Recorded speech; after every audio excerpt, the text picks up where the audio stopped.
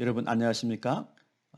이 시간은 누가복음 제6과 성경 공부 시간입니다. 본문은 누가복음 9장 51절부터 13장 21절까지이고 왕의 여행이라는 제목으로 하나님의 말씀을 배우도록 하겠습니다.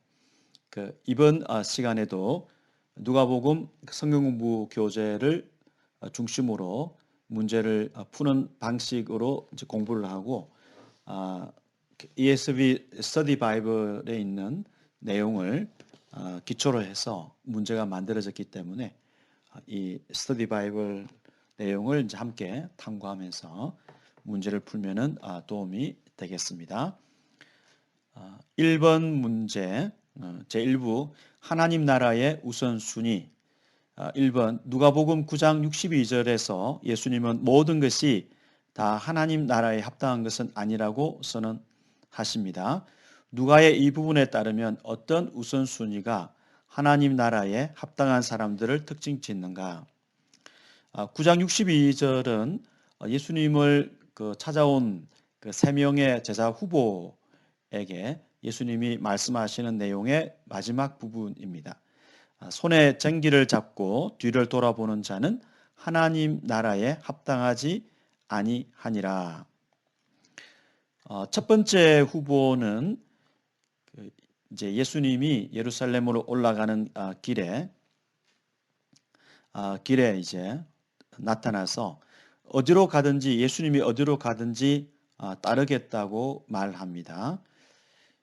그때 예수님은 여우나 새는 고정된 보금자리가 있지만 예수님처럼 이렇게 순회하는 전도자의 인생을 사는 사람에게는 예수님에게는 그런 거처가 없다라고 말씀하십니다. 예수님은 여기서 이렇게 인자라는 용어를 쓰시는데 인자가 그냥 일반 자신을 가리키는 표현인 동시에 다니엘 7장 13, 14절에 있는 그 하늘에서 하나님 앞에서 나라와 권세를 받는 인자라는 의미도 이중적인 의미를 가지고 있죠. 그래서 일반적으로는 그냥 자신을 가리키는 표현이라고 생각하기 때문에 뭐 사람들이 별다른 그런 어떤 뭐 반응을 하지는 않습니다. 그러나 예수님은 독자들이나 또 제자들에게 오고 오는 이그 누가복음의 독자들에게는 이제 다니엘 7장 13, 14절의 그 인자의 권위로 말씀하시는 것을 의도하고 있죠. 누가복음 이 본문에서 예수님은 그런 하늘에 있는 그 천상에서 나라와 권세를 받는 그런 권위 있는 분이지만 이 땅에 내려오셔서 그 고난 받는 생애를 사시는 동안에 일정한 거처가 없이 고난의 길을 가고 계시다. 그래서 인자의 길이 이 지금 예수님을 찾아온 사람이 생각하는 것과 달리 참으로 힘든 길임을 말씀하시고 두 번째 후보에게는 두 번째 후보는 예수님께 와서 그 예수님이 그 다른 또 제자 후보에게 나를 따르라라고 하시니까 그 사람이 아버지를 장사하게 허락해 달라고 이야기를 하죠. 여기서 말하는 이제 장례는 첫 번째 그 장례식이라기보다는 그러니까 사람이 죽으면 팔레스타인에서 먼저 이렇게 그 동굴에 시체를 안장하고 1년 뒤에 그 뼈를 모아서 가족들의 뼈가 있는 그 뼈 함에다가 함께 이제 두었습니다. 그래서 두 번째 장례식으로 보이는데 이 장례식은 이제 날짜가 정해져 있죠. 이 장례식을 두 번째 장례를 할 수 있도록 가족 묘에 아버지의 뼈를 모으는 그 이제 의식을 행하고 나서 예수님을 따르고자 합니다. 당시에 여러 유대 문헌을 근거해 보면은 이 죽은 사람을 장례하는 것은 최고의 그 덕목 중에 하나였기 때문에 특히 이제 부모님 장례이기 때문에 자녀로서 그 지극한 효심을 보여주는, 어떻게 보면 상식적인 그런 윤리를 보여주는 기본적인 어떤 당시 예의죠. 그러나 최고의 덕목이라고 하는 이러한 그 장례 절차를 잘 치르는 것보다 더 중요한 것은 예수님을 따르는 길이다. 그렇게 볼 수 있습니다. 죽은 자들로 죽은 자들을 장사하게 하라. 예수님은 그 죽은 뼈들이 자기들끼리 장사하라고 하라라는 하나의 이제 비유법을 사용하심으로써 예수님을 따르는 길은 사람을 살리는 길이기 때문에 지금 시급하고 생명을 살려야 되는 중요한 일이다. 그래서 예수님을 따르는 길을 긴급하게 선택하도록 말씀하셨습니다. 세 번째 사람은 예수님께 주님을 따르겠지만 가족에게 작별 인사를 허락해 달라고 했습니다. 예수님은 그 62절에서 그 쟁기를 잡은 사람이 뒤를 돌아보는 것은 합당치 않다라고 말씀하십니다. 그 엘리야 같은 경우에는 엘리사가 부모에게 작별 인사를 할 수 있도록 허락해 달라고 했을 때 허락을 해 주었죠. 열왕기상 19장 21절에서 19절에서 21절에 있는 내용에 나옵니다. 그러나 예수님은 이러한 최고의 덕목 중에 하나인 효도보다도 더 우선된다라고 말씀하십니다. 그래서 누가복음과 사도행전에서는 예수님이 행하시는 일이, 특히 사도행전에서는 예수님이 행하시는 일이 곧 하나님의 일이요.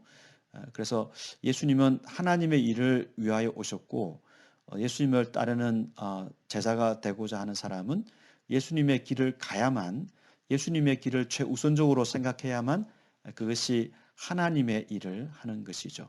그래서 예수님의 그 가르침 그대로 실천하는, 예수님의 길을 가는 것, 그것이 우리 인생에서 가장 중요하고 우선적으로 선택해야 될 일이다라고 예수님이 말씀하십니다. 바로 예수님이 행하시는 일, 그리고 예수님이 가르쳐 주신 일은 바로 하나님의 일이고 하나님이 원하시는 최고의 가치라고 말할 수 있습니다. 두 번째 문제, 2번, 마르다는 여러 가지 염려되는 일로 인해 마음이 산만해졌기 때문에 예수님의 가르침에 집중할 수 없었습니다. 누가복음 9장 51절부터 11장 13절에 따르면 예수님을 따르는 자들에게 염려를 유발한 거짓된 우선순위는 무엇인가? 여기서 예수님의 가르침은 어떻게 우리를 그런 염려에서 해방하는가?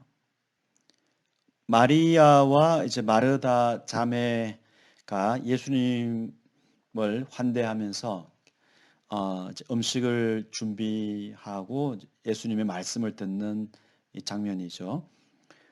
누가 언니인 일은 나타나 있지 않지만 아무래도 마르다가 언니가 아니겠는가 이제 추정이 됩니다. 마르다가 음식을 열심히 준비하고 있었고, 그러니까 귀한 이제 손님이 왔으니까 얼마나 이제 분주했겠어요. 그 사이에 마리아는 39절을 보면은 주의 발치에 앉아서 그의 말씀을 들었다. 발치에 앉아서, 그러니까 발 곁에 앉아서 말씀을 듣는, 발치에 앉았다. 이 표현 자체가 당시에 교사에게서 스승에게 뭘 배우는 학생의 태도를 말하고 있습니다. 군대 귀신을 예수님이 쫓아내셨을 때 그때 귀신 들려서 치유받았 사람이 예수님 발치에 앉아 있었죠. 그것은 그가 예수님의 제자로서 예수님의 말씀을 듣고 있었다라는 이제 뜻입니다. 마리아는 예수님의 말씀을 듣고 있었는데 그때 마르다가 마음이 분주해서 어려움을 겪고 있으니까 그때 이제 또 직접 예수님에게 불평을 했죠. 좀 마리아에게 이야기를 해서 나를 좀 도와달라라고 말씀해 주세요. 그러니까 예수님 말씀하시기를 내가 많은 일로 염려하고 근심하나 몇 가지만 하든지 혹은 한 가지만이라도 족하니라. 마리아는 이 좋은 편을 택하였으니 빼앗기지 아니하리라. 여기서 한 가지와 이제 많은 이 표현이 대조가 되고 있는데 어, 마리아는 그 좋은 편, 곧 예수님의 말씀을 듣는 쪽을 택했다라고 예수님이 이제 말씀하십니다.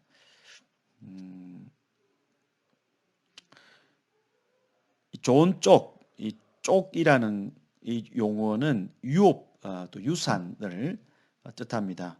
하나님이 종말에 주실 어떤 보상이라든지 몫이라고 할 수 있죠.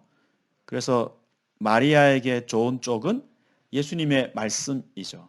마리아는 영원한 유업이 마리아 자신에게 주어질 최고의 보상이 예수님의 말씀이라고 생각해서 말씀을 택했죠.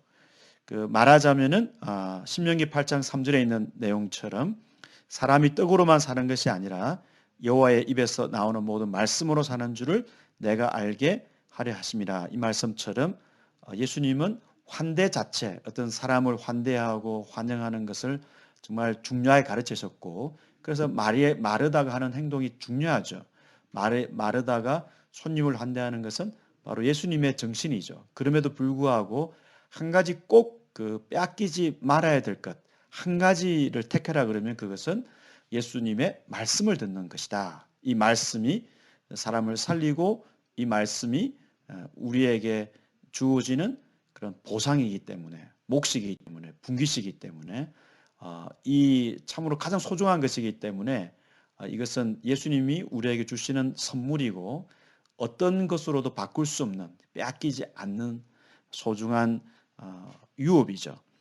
그래서 예수님은 우선순위를 예수님 자체, 예수님의 말씀 이렇게 보셨습니다. 그래서 예수님의 말씀에 집중을 하는 인생이 염려하기보다도 예수님의 그 가르침으로 인해서 마음의 평안과 힘을 얻게 되는 것이죠.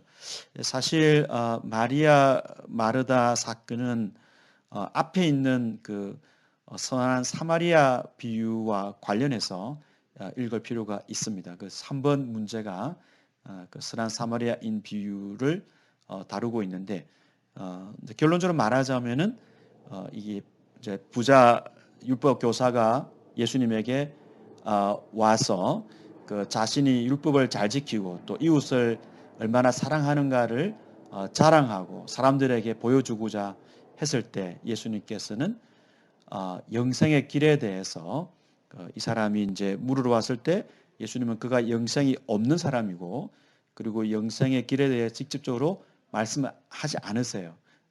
그래서 이웃 사랑에 대해서 말씀을 하세요. 그러면은 영생을 어떻게 얻는가에 대해서 질문을 했는데 그 대답은 도대체 어디에 주어지는 것인가? 바로 마리아가 예수님의 말씀을 듣는 이 장면에 나오고 있죠. 예수님의 말씀을 듣는 이 마리아가 바로 영생을 얻는 길에 있는 것이죠. 예수의 말씀이 사람을 구원한다.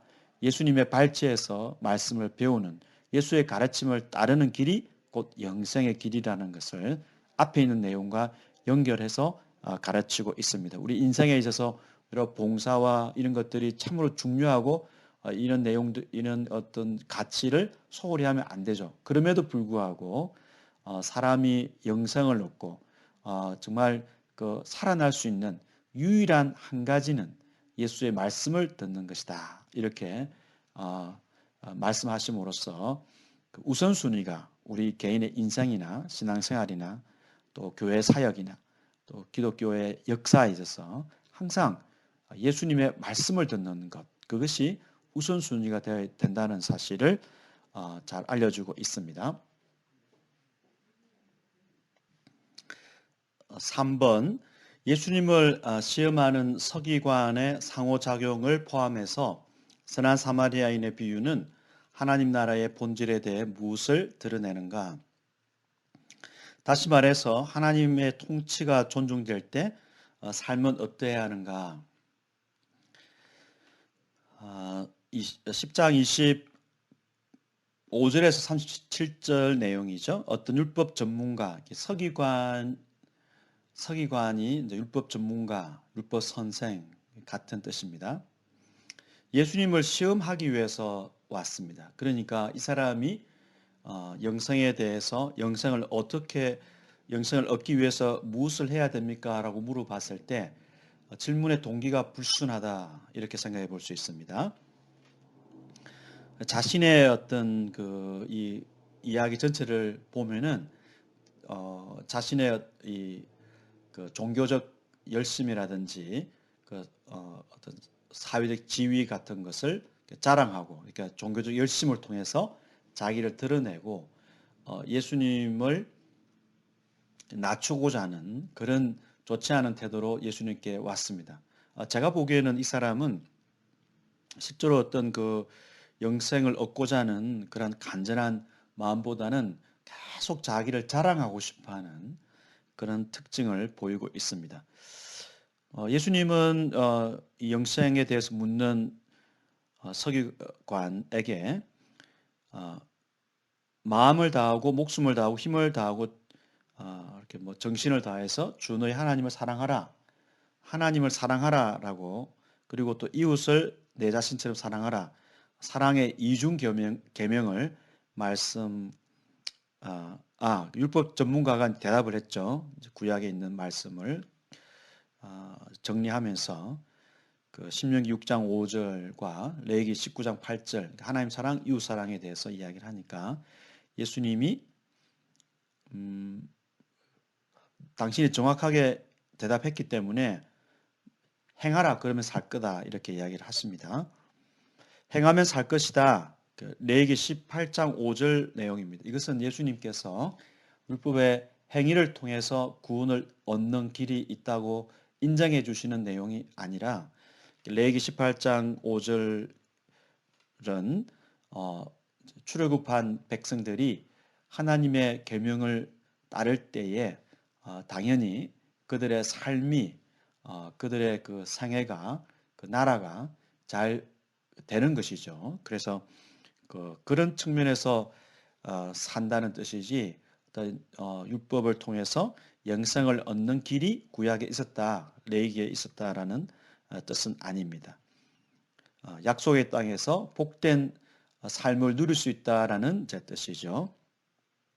율법 전문가는 이렇게 틈만 있으면은 자신을 자랑하고 싶어 하니까 내가 뭐 이웃 사랑을 잘 실천하고 있다. 그러니까 하나님 사랑이라는 그 하나님 사랑은 이웃 사랑으로 입증이 돼야 되니까 내가 이웃 사랑을 잘 하고 있다. 그걸 이제 자랑하고 싶어 하죠. 원래 이제 이 종교 지식인들의 특징이 그런 그 어려움을 입증하고 싶은 그 욕망이 있기 때문에 이제 예수님에게 다시 이제 질문을 던집니다. 그래서 누가 저의 이웃입니까? 내가 이제 나의 이웃을 잘 섬기고 있다 이걸 이제 말하고 싶어요. 근데 예수님은 계속 기회를 안 주죠. 그래서 누가 저의 이웃입니까?라고 이야기를 하니까 이제 이 사람은 자기 입장에서 누가 나의 이웃인가? 근데 예수님의 대답은 내 중심으로 누가 나의 이웃인가가 아니라 질문을 바꿔야 된다. 누가 그 고통을 당하는 사람의 입장에서 그 사람의 이웃이 될 것인가를 생각해야 된다는 것이죠.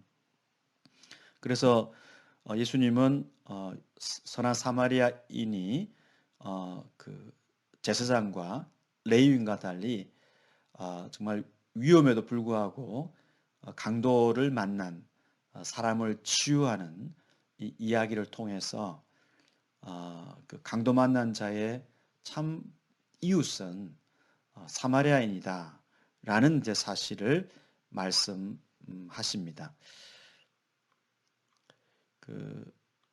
당시 예루살렘은 이제 고지대에 있었고 아무래도 예루살렘 시온으로 올라간다 그러니까 예루살렘은 이제 산 위에, 성전은 원래 이제 산 위에 보통 세워지죠.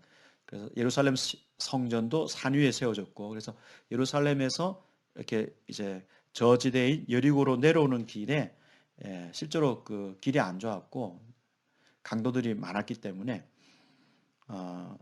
이 사람이 강도를 만난 것은 뭐 흔히 추측할 수 있는 그런 상황입니다.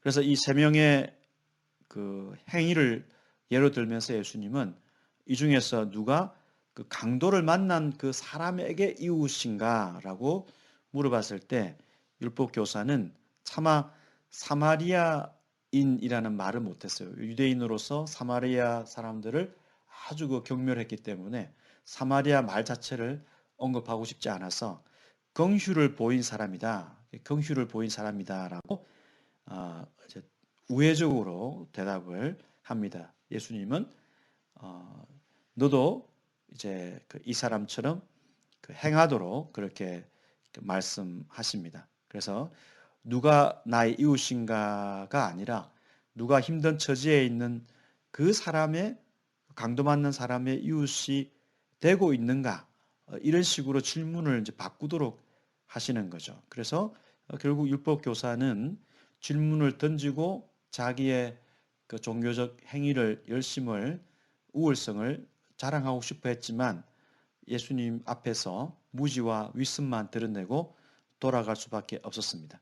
사실 이 사람은 그 율법을 전문적으로 연구하고 거룩한 위치에 있다고 존경을 받았지만 예수님의 관점에서는 하나님의 사랑을 모르는 사람이죠. 그래서 하나님의 사랑을 모르기 때문에 말은 하나님 사랑이라고 하지만 그 이웃 사랑을 하지 않음으로써 그 자신의 그 하나님 사랑을 입증을 하지 못하는 거죠. 그러니까 이웃 사랑, 어떤 강도 만난 자에게 이웃이 되지 못하는 긍휼이 없는 사람은 하나님 사랑에 실패한 사람인 것을 우리가 이제 하나님을 사랑한다는 것은 즉 그 구원에 대한 어떤 구원받은 자 행위고 구원받은 자의 행동이죠. 영생을 얻은 자 행동인데 하나님의 사랑을 이웃 사랑으로 표현해야 되기 때문에 이웃을 사랑하지 못하는 것은 하나님의 구원을 받지 못한 자의 행동이 아닌가 이렇게 이제 예수님이 하신 말씀을 우리가 좀 더 발전시켜서 이해할 수 있습니다. 앞에서 말씀드린 바와 같이 결국 영생을 얻는 길에 대해서는 마리아의 장면을 통해서 예수님이 이 두 사건을 이어서 그 이음으로써 말씀하십니다. 예수님의 말씀을 듣는 것, 이렇게 예수님의 말씀을 듣는 것이 영생을 얻는 길이죠. 그래서 구약이나 신약이나 하나님의 은혜로 영생을 얻는 그 논리가 이 본문에서도 우리가 드러나고 있음을 알 수 있습니다.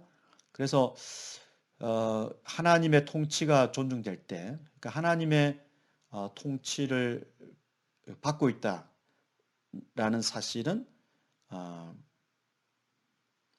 그 하나님의 다스림을 존중하는, 그러니까 하나님이 그러니까 내 인생을 주관하시고 또 내가 그 하나님의 통치를 인정할 때 그때 삶은 수평적으로 이웃을 불쌍히 여기는 것, 특히 강도 맞는 자를 불쌍히 여기는 삶의 태도로 나타나게 됨을 예수님이 말씀하고 있습니다.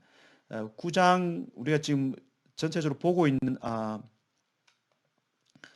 그 내용이 그 여행 기사 예루살렘 여행 기사라는 그 긴 19장 27절까지의 내용 안에 이제 들어가 있어요. 이 기간에 예수님께서 말씀하시는 내용은 그 제자도와 관련이 있죠. 예수를 따르는 제자들이 어떤 태도를 가져야 되는가. 9장 51절을 보면은 예수께서 성천하실 기약이 차감해 예루살렘으로 향하여 올라가기로 굳게 결심하셨다라고 되어 있는데 성천이라는 이 올라감은 부활을 전제로 하고 있죠. 죽음과 부활을 전제로 하고 있고 예수님이 성천하시는 장소가 예루살렘이기 때문에 예루살렘으로 가시는 목적은 죽고 부활하고 성천하시는 것이다. 성천과 부활은 분리가 되지 않고 분리가 되지 않는 거죠, 사실.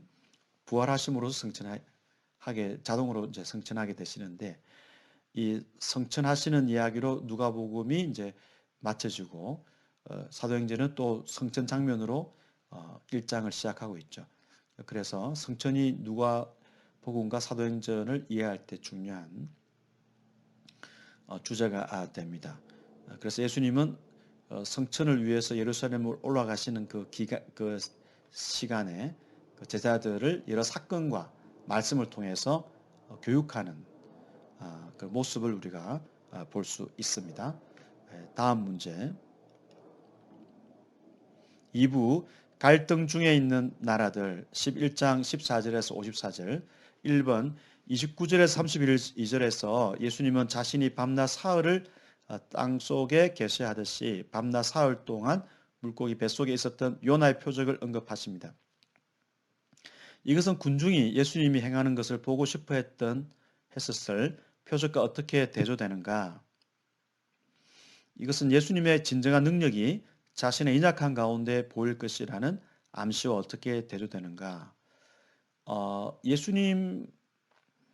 예수님은 사람들이 어떤 이 표적을, 그러니까 당신이 메시아로서 하나님이 보내신 자로서 우리에게 표적, 특히 이제 해방을 가져다 줄 수 있는 그런 보냄받은 자라는 그런 이제 사실 입증하기 위해서 표적을 행하라는 거죠. 당시에 뭐 선지자든지 누구든지 하나님이 보내신 자라는 것을 입증하기 위해서 이제 표적을 보여야 했기 때문에 예수님에게도 그런 그 표적에 대해서 요구를 합니다. 예수님은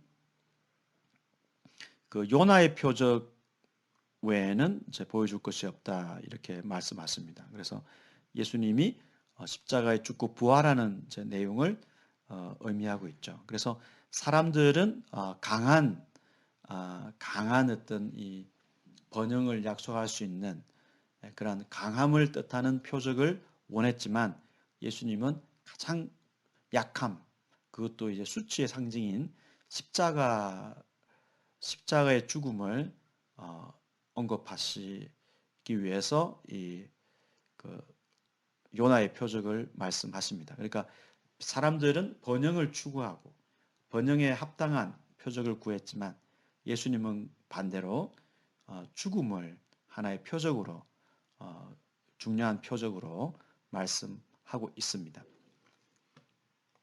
예수님은 태어나실 때에도 태어나실 때에도 그 천사가 목자들에게 알려줄 때 구유에 누워 있는 그 보자기로 쌓여 있는 아이를 보라. 그것이 메시아의 표적이다라고 천사가 말했죠. 그래서 당시에 어떤 그 권능과 그런 이 권세를 가지고 있는 그런 왕과 달리 예수님은 그 가장 뭐랄까요, 천하고 약한 모습으로 이 땅에 오시는데 그 모습이 메시아임을 입증하는 표적이다라는 사실을 우리가 앞에서 살펴보았습니다. 그래서 예수님은 세상 사람들이 또 종교인들 중에 많은 사람들이 기대하는 그런 성공과 복을 내려다 주는 그런 그 번영의 메시아가 아니라 고난을 통해서 사람들을 구원하는 메시아임을 보여주고 있습니다. 그래서 고난을 상징하는 것이 진정한 표적이다. 예수님께서 말씀을 하고 있습니다. 어느 시대든지 2000년 동안 사람들은 그 예수님을 통해서 번영을 누리고 그리고 세상에서 부러워하는 그러한 자리와 지위를 획득하고자 하는 그런 꿈을 꾸었죠. 그리고 또 어떤 사람들이 부러워하는 위치에 오르거나 그러한 부를 획득하거나 뭐 하여튼 그런 그 권력을 가지고 있을 때 이것을 그 예수님을 잘 믿어서 이룬 것이다. 이런 그 뭐랄까, 예수님을 잘 믿은 증거다. 이런 그 말할 일종의 표적으로 어, 생각하기도 합니다. 그래서 예수님을 통해 예수님이 정말 그 메시아라는 사실, 우리를 위한 메시아라는 사실을 어떤 이 욕망의 이 정점에 이르는 것으로 확인하고 싶어 하죠. 하지만 예수님 보여줄 수 있는 것은 십자가다. 물론 우리 인생에 하나님께서 예수님을 통해서 복을 주시죠. 그럼에도 불구하고 추구해야 될 것은 예수님 자신이기 때문에 예수님 자신을 배우는 데 있어서 잘못된 그 목표가 예수님을 놓칠 수 있게 만든다는 것이죠. 그래서 예수님은 십자가의 죽으심과 부활을 통해서 구원을 가져다 주셨고, 그리고 십자가 부활 자체가 예수님이 누구신가를 보여주는 신앙의 목표점이기 때문에 그 예수님의 그 말씀에서 요나의 표적, 죽음과 부활을 상징하는 이 표적이야말로 우리를 구원하는 메시아라는 그런 표적이고, 그리고 이 표적을 통해서 우리가 구원을 받고 또 그 하나님 백성으로 살 수가 있는 것이죠. 다른 것들은 정말 사람들이 추구하지만 그것이 예수님이 우리에게 보여주고자 하시는 그런 이제 표적은 아니다. 이 사실을 알 수 있습니다. 그래서 마태복음에서는 사실 표적과 관련해서 시대 사람들은 그런 그 욕망을 이루고자 하는 목표로 예수의 표적을 구하고 있고, 그러한 그 욕망을 이루고자 하는 것들이 교회의 무서운 그 누룩이라고 예수님이 또 말씀을 하십니다. 그래서 십자가와 부활, 이 고난과 부활, 이 사실을 항상 우리 개인이나 교회가 기억함으로써 신앙의 본질에서 이탈하지 않게 됩니다. 두 번째 문제는 누가복음 11장 33절에서 36절에서 예수님은 빛과 어둠 사이의 갈등을 묘사합니다. 예수님이 37절에 54절에서 선언하시는 화에 근거할 때 어둠으로 가득한 삶을 표시하는 것은 무엇인가? 함축적으로 빛으로 가득한 삶은 어떤 모습이겠는가? 예수님은 등불의 비유를 통해서 33절에서 36절은 등불의 비유죠. 등불의 비유를 통해서 이 표적을 구하는 악한 세대를 이 비유를 통해서 이렇게 다시 한번 설명하시는데, 등불은 어떤 것을 비추기 위해서 이제 사용하죠. 그래서 등불이 밝아야 그 어두운 곳을 볼 수 있죠. 몸의 등불은 눈이다라고 예수님 말씀하십니다. 이 등불처럼 눈이 제 기능을 해야 하는데 예수님의 말씀 또 예수님 자체를 받아들이지 않는 눈은 악한 눈이다 이렇게 보고 있습니다. 그러니까 어떤 번영을 누리기 위해서 예수님을 추구하는 사람, 그런 사람은 그 악한 세대에 해당하죠. 악한 세대의 눈은 악하다. 여기서 그 눈이 성하다, 성하다가 관대하다라는 뜻입니다.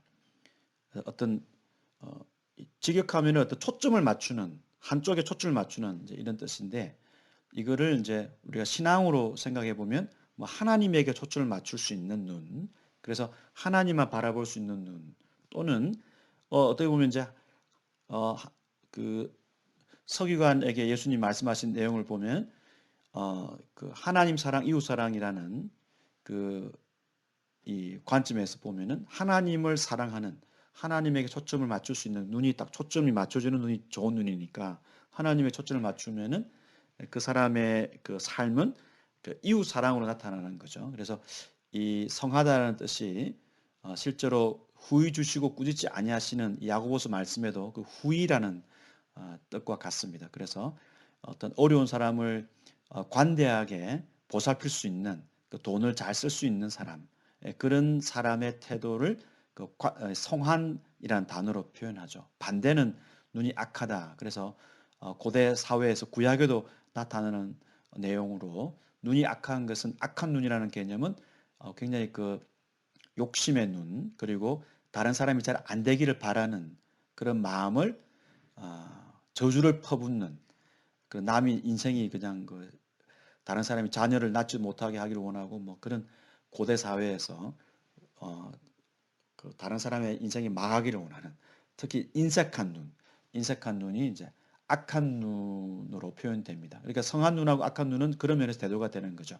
그래서 악한 눈은 그 어려운 사람을 돌보지 않는 사람을 이제 가리키고 있습니다. 그래서 어, 일반적으로 그 이 눈이 눈이 이제 등불이 눈이기 때문에 그 바깥쪽을 이제 눈이 성하면 잘 볼 수 있다라고 해야 되는데 예수님은 거꾸로 눈이 성하면 몸이 그 밝아지는 쪽으로 말씀하시고 있죠. 34절을 보면 어, 눈이 몸의 등불이다 말씀하시면서 눈이 건강하면 몸 전체가 밝아진다 그러죠. 이렇게 눈이 성하면 빛이 나의 눈을 통해서 내게 들어와서 내가 밝은 몸이 되는 거죠.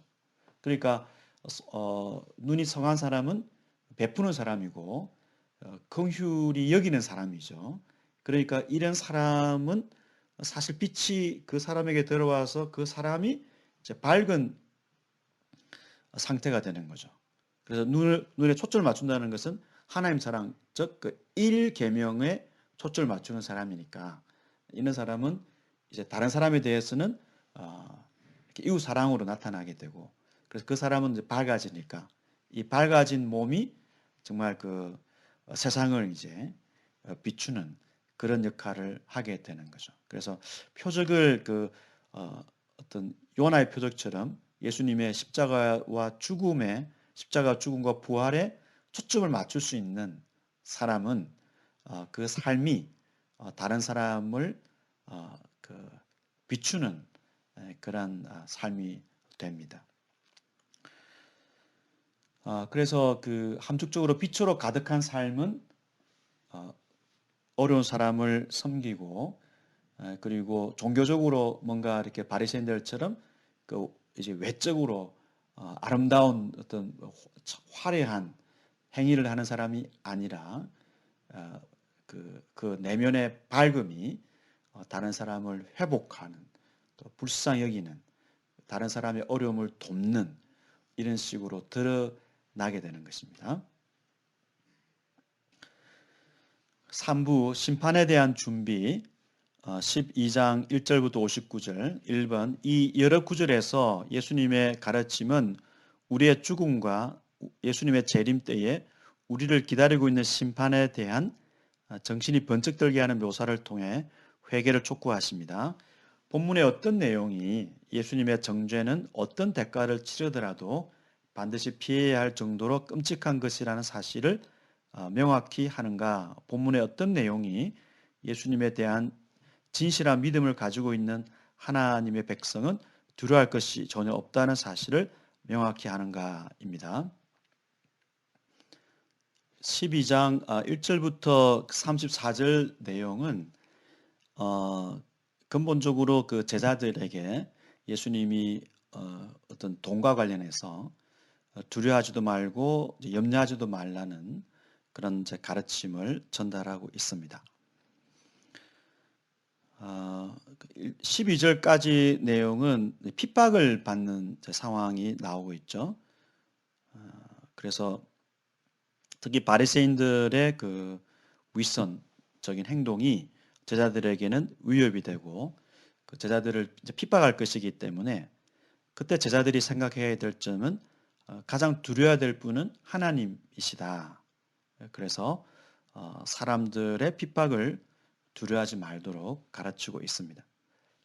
그런 핍박 가운데서도 성령을 통해서 하나님이 도와주시기 때문에 두려워하지 말라. 그러면서 그 이 성령 이제 그 성령을 모독하는 이제 그런 이제 말씀을 하시죠. 성령을 모독하는 자는 사하심을 받지 못한다. 그러니까 우리가 인생을 이제 살면서 예수님을 이제 부정할 때가 있죠. 예수를 믿지 않는 사람들 중에는. 그러나 또 하나님의 은혜로 예수를 믿는 경우가 있습니다. 적지 않게 일어나고 있죠. 그러나 예수님이 행하시는 사역을 어떤 뭐 사탄의 사역이라든지 일이라든지 그런 식으로 아예 근본적으로 그 마귀 쪽에 있는 것으로 규정을 하는 사람은 예수님에게 올 기회가 없다라는 거죠. 그러니까 성령의 사역인데도 불구하고 예수의 사역 전체를 어떤 마귀적 사역이다, 마귀의 일이다, 사탄의 일이다 이렇게 규정해 버리면 어떻게 관심을 가지겠습니까? 그래서 그런 성령을 지속적으로 모욕하는 행동을 하는 사람에게는 구원이 없다라고 이제 경고하고 있고, 그리고 지금 이제 물질이 가득한 것으로 자랑하고 안심하고 있는 이 부자가 예수님이 이제 경고하실 때 그 19절을 보면은 스스로 이렇게 아주 그 돈 때문에 자랑하고 있었을 때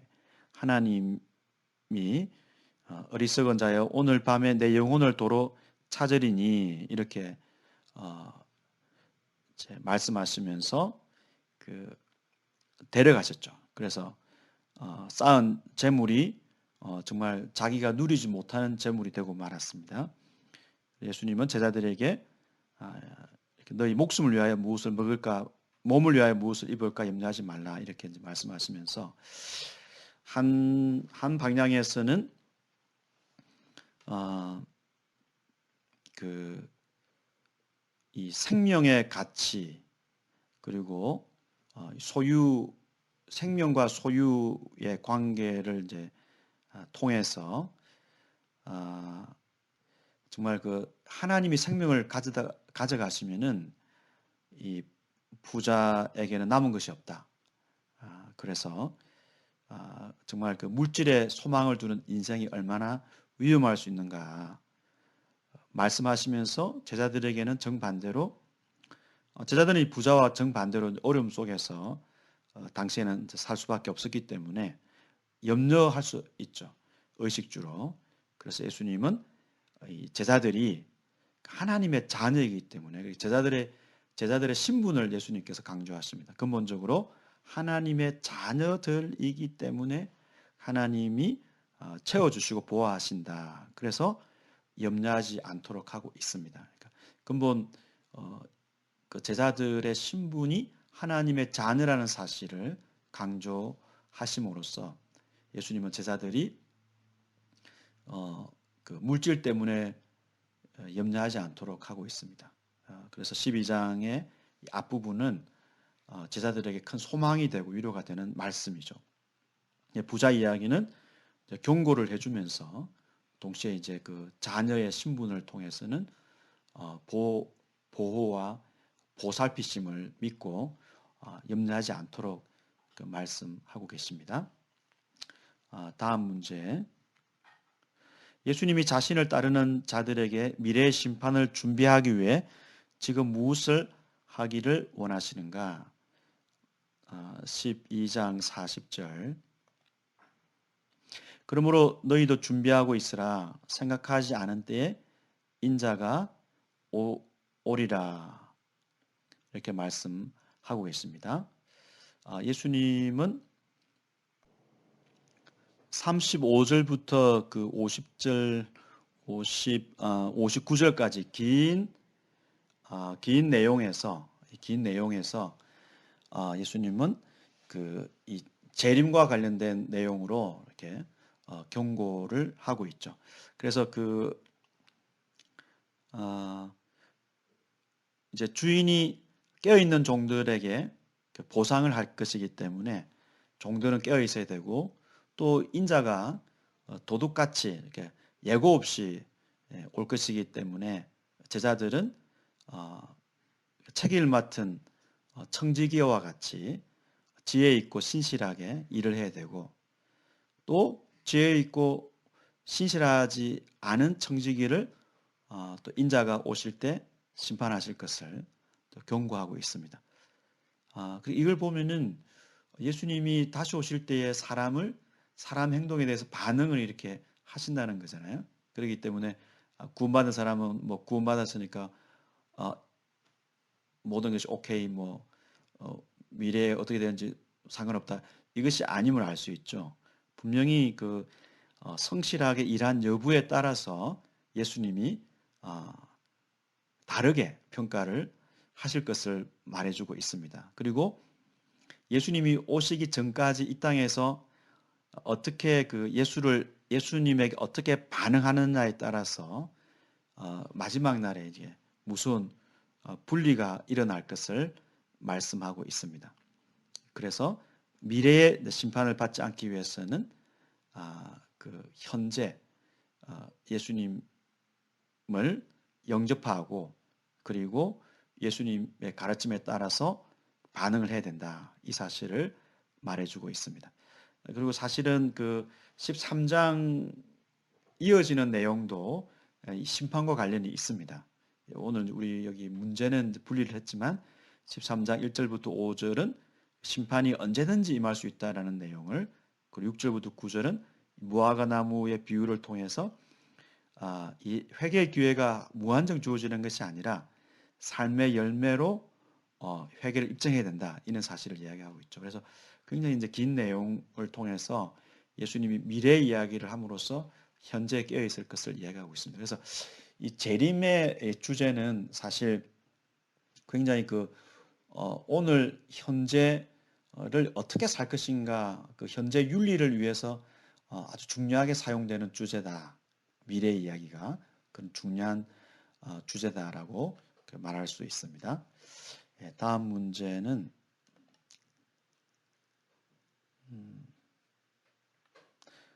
그 4부 심판 갈등 하나님 나라 13장 1절부터 21절까지 이 구절들은 앞서 나타났던 주제들과 다음과 같이 역순으로 제시됩니다. 즉 심판에 대한 회개, 갈등, 하나님 나라 순이다.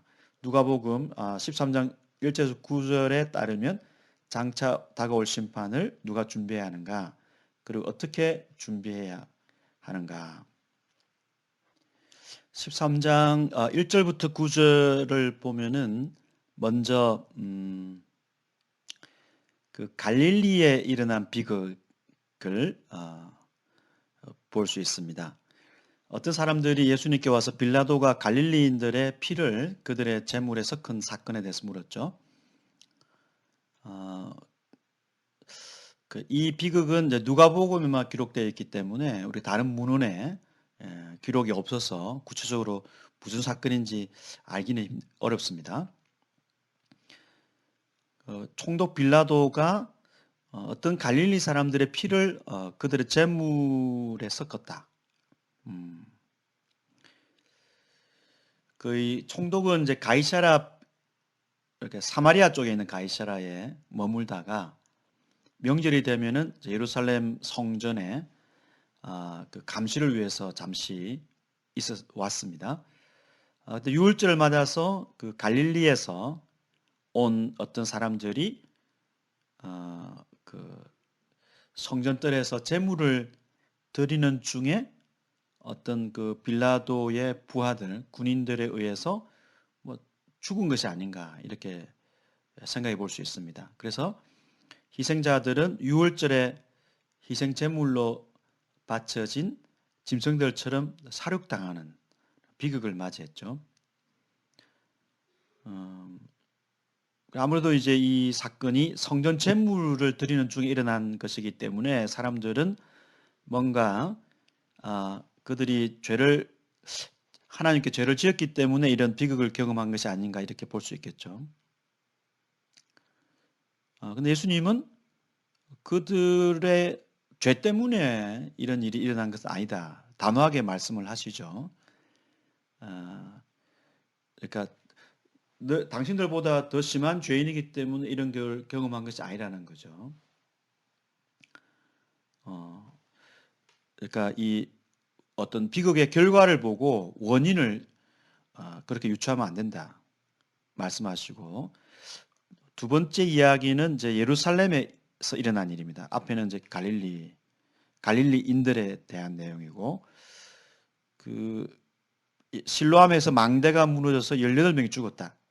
이 사건도 누가복음에만 기록되어 있죠. 이 사건도 비극이지만 희생자들의 죄 때문에 일어난 사건은 아니다. 그래서 예수님은 이 사건을 계기로 해서 이제 회개에 대해서 말씀하시는데, 정리해 보자면 비극은 어떤 그 사람들이 더 많은 죄를 지었기 때문에 일어난 결과가 아니다. 그러니까 우리보다 더 많은 죄를 지었기 때문에 이 사람들은 비극을 맞이했다. 그게 아니라는 거죠. 오히려 더 많은 죄를 지었는데도 그런 비극을 경험하지 않을 수도 있는 거고. 그러니까 이 사람들의 어떤 비극 자체는 비극을 겪지 않은 사람들보다 더 많은 죄를 지었기 때문에 일어난 것은 아니다. 분명히 예수님께서 말씀을 하시고, 그리고 어떤 이 심판이라는 것이 회개하지 않는 사람에게는 임할 수 있다라고 말씀하고 있습니다. 그 사람들이 죄를 지었기 때문에 심판을 받았다라는 뜻이 아니라 이 심판이라는 주제를 예수님 가져오시죠. 그래서 너희들이 우리는 뭐 저 사람도 죄를 많이 지었고 우리는 저 사람보다 죄를 덜 지었구나라고 생각할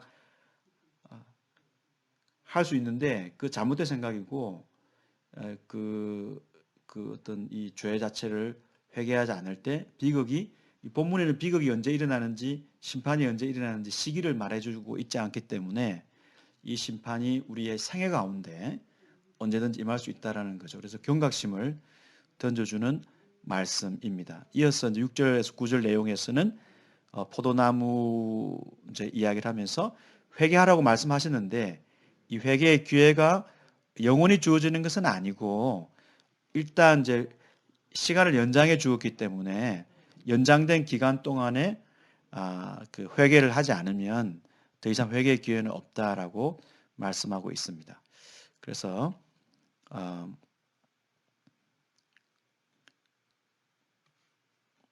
회개와 이제 하나님의 반응이 역동적으로 일어나기 때문에 이 두 이제 그 이야기를 통해서 그 예수님께서는 적극적인 회개 생활을 주장하고 있습니다. 다음 내용은 좀 더 앞서서 그 예수님은 사탄과 협력한다고 비난을 받으셨는데 13장 10절에 17절에 따르면 예수님을 반대하는 사람들은 사탄의 목적에 어떻게 더 박차를 가하고 있는가. 그 13장 10절에서 그 17절 내용은 안식일에 그 회당에서 예수님이 가르치고 있었을 때에 18년 동안 귀신으로 병든 여자가 몸을 펼 수 없는 그런 아픈 인생을 살고 있었죠. 그때 예수님이 여자의 병을 치유해 주셨고, 여자는 그 곧게 몸을 펴었고 하나님께 영광을 돌렸다. 그때 회당장이 이제 이 사건을 보고 분노하면서 6일 동안 그 시간이 있는데 왜 굳이 이제 안식일에 병을 치유하는가라는 이제 문제를 제기를 했죠. 그때 예수님께서 회당장에게 말씀하셨습니다. 이때 이제 15절을 보면 주께 했어라고 하시면서 그 예수님의 권위를, 안식일의 주로서의 권위를 이제 의도하고 있는데, 윗선자들이라고 하면서 안식일에 나귀를 풀어주고 물을 먹이고 그렇게 하면서 이 사탄이 18년 동안 결박한 아브라함의 딸을 안식일에 이렇게 풀어주는 것이 당연한데도 불구하고, 특히 안식일은 안식하는 날이니까 그 하나님이 인간에게 주신 기쁨을 누리는 시간이죠. 그래서 18년 동안 사탄에게 결박된 이 여자가 해방되는 것이 지극히 당연한데도 불구하고 이런 문제로 정죄하는 그런 회당장과 사람들의 문제를 예수님이 지적하셨습니다. 이 회당장은 안식일에는 뭐 일을 하면 안 된다, 뭐 해야 된다 이렇게 이제 이야기를 하니까 예수님도 해야 되지 않느냐라고 하면서 당위성을 서로가 강조하는 거죠. 그래서 예수님은 이 여자를 아브라함의 딸로 보셨고 여자의 존엄성을 회복하셨습니다. 반면 회당장과 유대인들은 이 아브라함의 딸을 사실 짐승보다 못하게 취급을 했죠. 짐승들에게는 혜택을 주면서 이런 사람에게는 그 긍휼의 마음을 베풀지 못했습니다. 그래서 예수님은 그 사탄의 속박 가운데 있는 사람들을 해방하러 오셨다는 그러니까 4장 18, 19절에 있는 말씀처럼 이제 속박 가운데 있는 자들에게 해방을 선사하고 기쁨을 주기 위해서 오셨음을 보여주고 있습니다. 특히 이사야 58장 13, 14절을 보면 안식일은 원래 즐거운 날이고 또 출애굽 할 때 출애굽 백성에게 안식일은 그 이스라엘의 이집트의 속박에서 해방된 날을 사건을 기념하는 날이기 때문에 출애굽기 20장 8절 11절을 보면 그래서 이 안식일 자체가 생명의 날 그리고 자유의 날이죠. 그래서 예수님은 치유를 통해서 특히 사탄의 속박에 있는 자를 해방시킴으로써 앞으로 예수님의 십자가의 죽음과 부활을 통해서 근본적으로 사탄을 박살내실 것을 이제 이렇게 미리 보여주는 사건이라고 볼 수 있는데 이 예수님 행동을 통해서 그 예수님은 해방자로서 오셨고 사탄의 결박 가운데 있는 자들 해방하러 오셨고 또 예수님을 반대하는 자들은 오히려 사탄 쪽에 있다라는 사실을 보여주는 그 역설적인 장면입니다. 마지막 그 문제는 누가복음 13장 18절에서 21절에 나타나는 하나님 나라의 힘에 대한 약속은 누가복음 9장 11절에서 11장 13절에 나타난 하나님 나라의 우선순위를 지키기 위해 노력하도록 우리를 어떻게 격려하는가. 18절에서 21절은 그 누룩 겨자씨의 비유와 누룩 비유죠.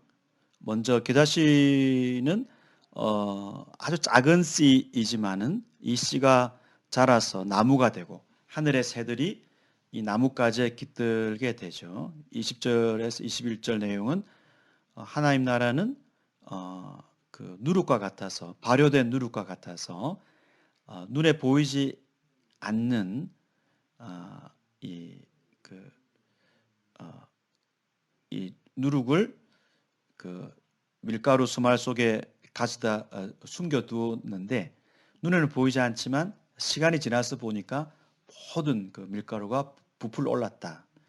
그래서 이 두 사건은 앞에 있는 그 18년 동안 허리를 펴지 못한 몸을 펴지 못한 여자의 치유와 연결해서 하나님 나라는 작게 시작하고 사람들이 볼 때는 좀 불우하지 않고 미약한 모습으로 출발하지만 정말 하나님 나라는 엄청나게 크게 성장을 해서 수많은 사람들이 하나님 나라의 통치에서 쉼을 얻고 새들이 와서 쉼을 얻는 것처럼 안식을 누리게 되고 그리고 하나님 나라의 그 좋은 영향력이 엄청나게 확장될 것을 알려주시는 말씀이죠.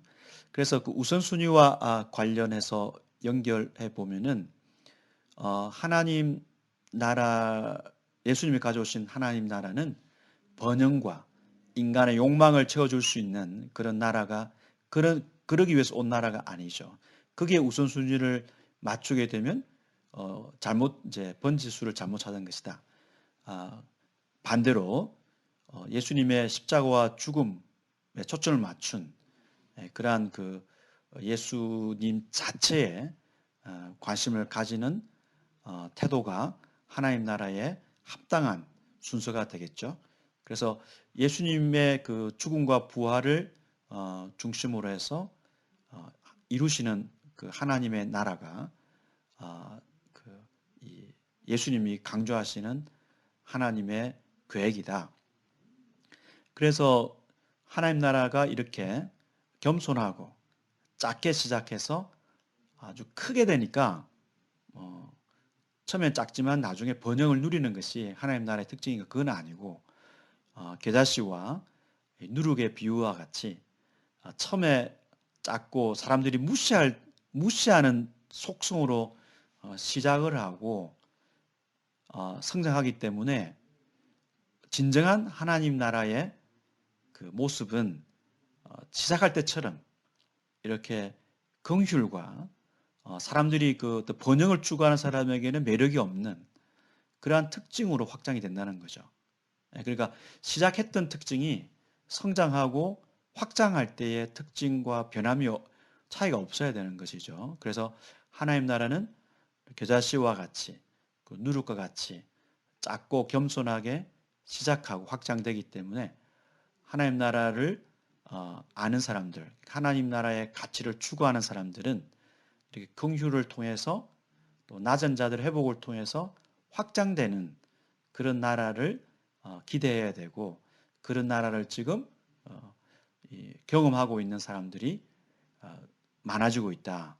이 사실을 이제 기억할 필요가 있습니다. 그래서 긴 본문을 통해서 예수님이 예루살렘으로 올라가는 길에 제자들에게 여러 말씀을 통해서 또 비유를 통해서 또 사건을 통해서 보여주고 계시는데 하나님 나라는 사람들이 추구하는 그런 욕망을 채워주는 그런 식의 표적을 보여주는 나라가 아니라 요나의 표적과 같이 고난에 초점을 맞추는 그래서 고난을 통해서 약한 사람들을 또 소외된 사람들을 회복시키는 그런 나라로 출발하고 그 나라가 확장된다는 것을 예수님이 이 누가가 이런 사건과 말씀을 통해서 보여주고 있습니다. 긴 시간 수고 많이 하셨습니다.